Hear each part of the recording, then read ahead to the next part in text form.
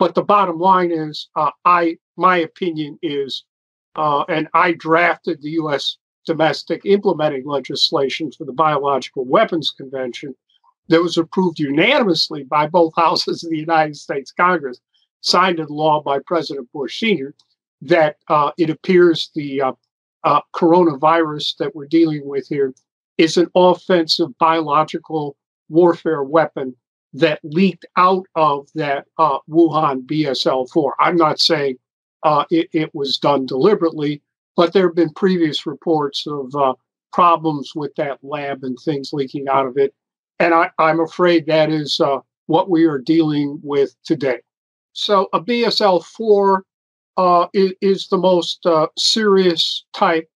And basically, BSL-4 labs, we have many of them here in the United States, are used to develop offensive biological warfare weapons with DNA genetic engineering. So it does seem to me that the Wuhani BSL-4 is the source of the coronavirus. Yes. And my guess is that they were researching SARS and they weaponized it further by giving it gain of function properties, which means it could be more lethal. Basically, after 9/11, 2001, that entire industry, offensive biological warfare industry, has been reconstituted here in the United States with all these BSL-4, BSL-3 labs, well over 13,000 alleged scientists, sort of like Dr. Mengele. If you look at the October 2001 anthrax attacks here in the United States, that was clearly by elements of the United States government that was behind that. That was super weapons grade anthrax with 1 trillion spores per gram, and it floated in the air. So only a very sophisticated biological weapons lab like Fort Detrick could produce that. And they used that anthrax attack, including on Congress, to ram through the USA Patriot Act, which basically turned the United States into a police state, which is what we have now.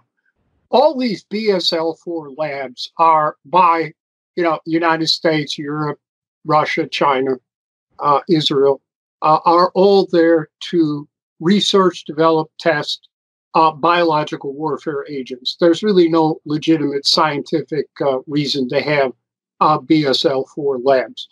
And the Chinese government under Xi and his comrades there have been covering this up from the get-go. The first reported case was December 1. So they've been sitting on this until they couldn't anymore.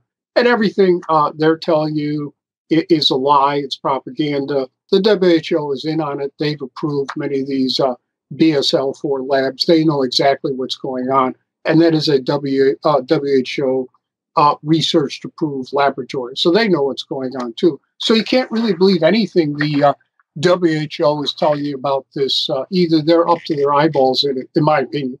You can't trust anything the WHO says because they're all bought and paid for by big pharma.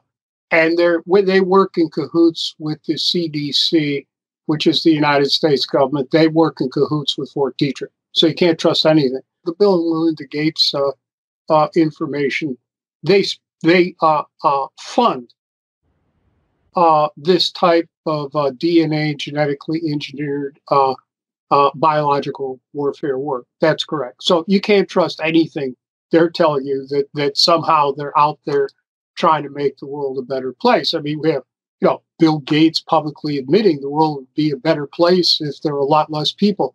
So, they're the Bill Melinda Gates Foundation.